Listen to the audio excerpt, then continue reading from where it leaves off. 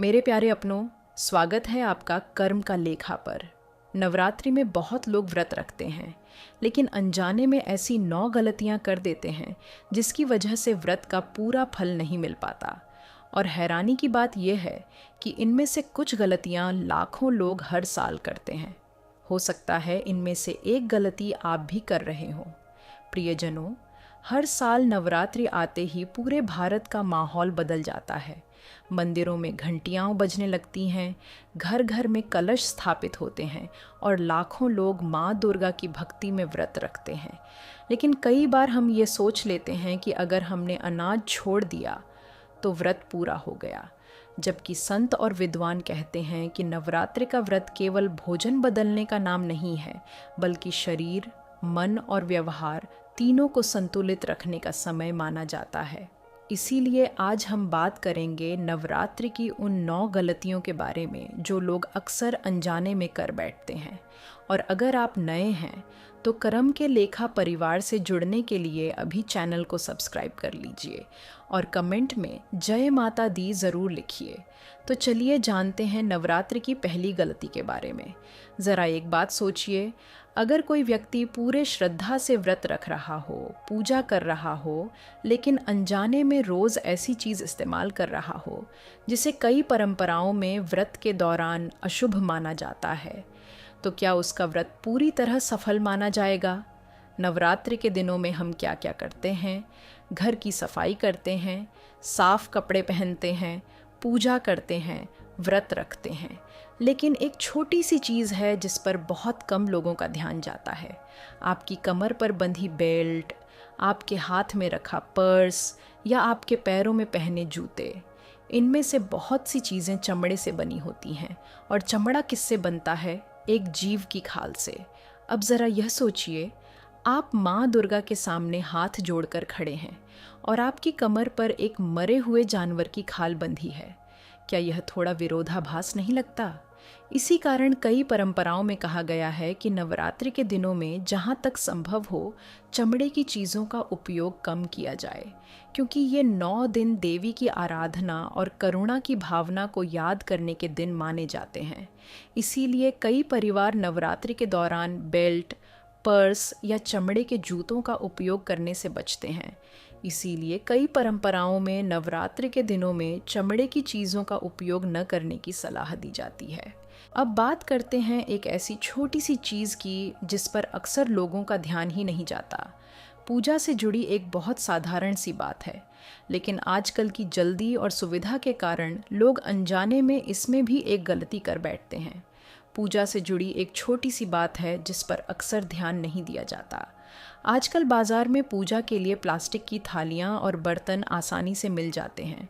कई लोग सुविधा के कारण वही इस्तेमाल करने लगते हैं, लेकिन परंपराओं में पूजा के लिए धातु के बर्तनों को अधिक उचित माना गया है, जैसे तांबा, पीतल या चांदी।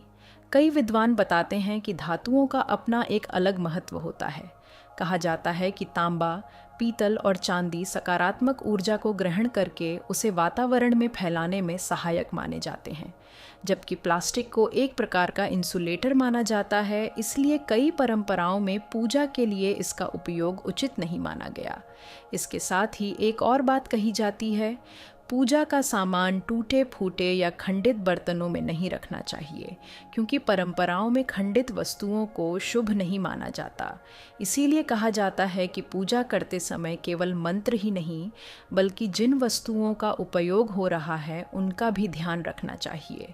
अगर धातु के बर्तन उपलब्ध न हो तो स्टील या मिट्टी के बर्तन भी उपयोग किए जा सकते हैं, लेकिन जहाँ तक संभव हो पूजा में प्लास्टिक और टूटे हुए बर्तनों से बचना बेहतर माना जाता है।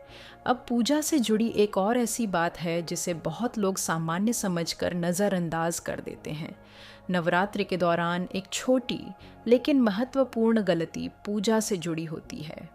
कई लोग रोज़मर्रा की पूजा की तरह ही नवरात्रि में भी तुलसी के पत्ते चढ़ा देते हैं, क्योंकि हमारे घरों में अक्सर हर पूजा में तुलसी चढ़ाने की परंपरा होती है। लेकिन परंपराओं में कहा गया है कि माँ दुर्गा की पूजा में तुलसी का प्रयोग नहीं किया जाता। तुलसी को हिंदू धर्म में बहुत पवित्र माना जाता है, लेकिन हर देवता की पूजा में तुलसी नहीं चढ़ाई जाती। जैसे शिव जी की पूजा में केतकी का फूल वर्जित माना गया है, वैसे ही देवी दुर्गा की पूजा में तुलसी चढ़ाने की परंपरा नहीं बताई गई। तुलसी का संबंध मुख्य रूप से भगवान विष्णु और भगवान कृष्ण की पूजा से माना जाता है।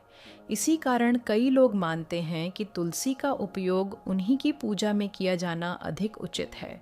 कुछ पौराणिक कथाओं में यह भी बताया जाता है कि तुलसी का पूर्व जन्म वृंदा के रूप में माना जाता है और देवी दुर्गा का स्वरूप शक्ति और तेज का प्रतीक माना जाता है।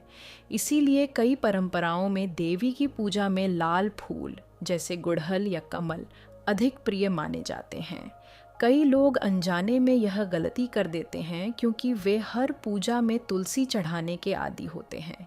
इसीलिए नवरात्रि में देवी की पूजा करते समय फूल, फल और अन्य सात्विक सामग्री का उपयोग करना ही उचित माना जाता है।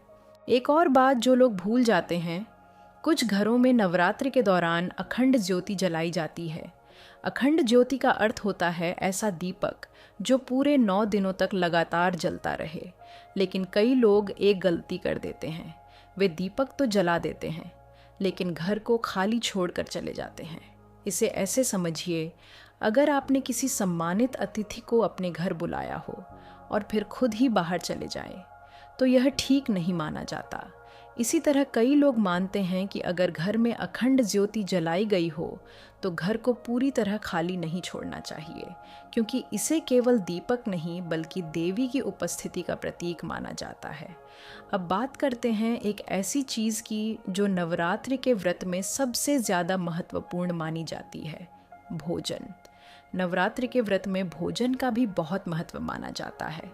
बहुत से लोग सोचते हैं कि अगर उन्होंने अनाज छोड़ दिया और फलाहार शुरू कर दिया तो व्रत पूरा हो गया।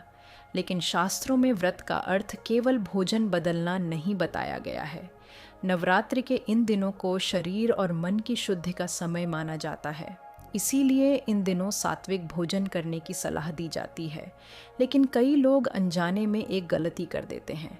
वे व्रत के नाम पर तले भुने या बहुत भारी पकवान खाने लगते हैं। साबूदाना की तली हुई टिक्की, कूटू की पूरियाँ या बहुत ज़्यादा मसालेदार भोजन। ऐसा भोजन शरीर को हल्का करने के बजाय और भारी बना देता है। जब शरीर भारी होता है तो मन भी शांत नहीं रह पाता और पूजा पाठ में ध्यान लगाना कठिन हो जाता है। इसीलिए परंपराओं में कहा गया है कि नवरात्रि के व्रत के दौरान हल्का और सात्विक भोजन करना बेहतर माना जाता है, जैसे फल, दूध, दही, कूटू या सिंघाड़े का आटा और सेंधा नमक। क्योंकि व्रत का उद्देश्य केवल पेट को रोकना नहीं होता, बल्कि शरीर और मन दोनों को साधना के लिए तैयार करना होता है। अगर आप अभी तक यह वीडियो ध्यान से सुन रहे हैं तो कमेंट में जय माता दी ज़रूर लिखिए। अब एक और बात है जो बाहर से नहीं अंदर से जुड़ी हुई है। लोग प्याज लहसुन तो छोड़ देते हैं लेकिन अपनी कड़वी ज़ुबान नहीं छोड़ते। नवरात्रि में किसी को गाली देना, किसी की बुराई करना या घर में कलह करना आपकी पूरी पूजा को शून्य कर देता है। कर्म का सिद्धांत कहता है कि जो हम बाहर देते हैं वही अंदर आता है। अगर आप बाहर नफरत और गुस्सा बांट रहे हैं तो माँ की शांति आपके हृदय में कैसे प्रवेश करेगी। इसीलिए इन 9 दिनों में कोशिश करें कि आपकी वाणी मधुर हो और आप लोगों से प्यार और सम्मान से बात करें, क्योंकि कई बार हमारी ज़ुबान से निकला एक गलत शब्द भी 9 दिन की साधना के फल से हमें दूर कर सकता है। अब एक और ऐसी सावधानी है जिसे कई लोग नज़रअंदाज कर देते हैं। प्रियजनों, एक बात खुद से पूछिए, नवरात्रि के 9 दिनों में हम बहुत से नियम निभाते हैं।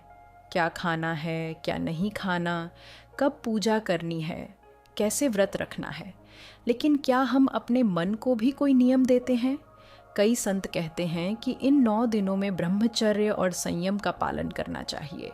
ब्रह्मचर्य का मतलब केवल शारीरिक संयम नहीं होता, बल्कि अपने विचारों और इच्छाओं पर भी नियंत्रण रखना होता है।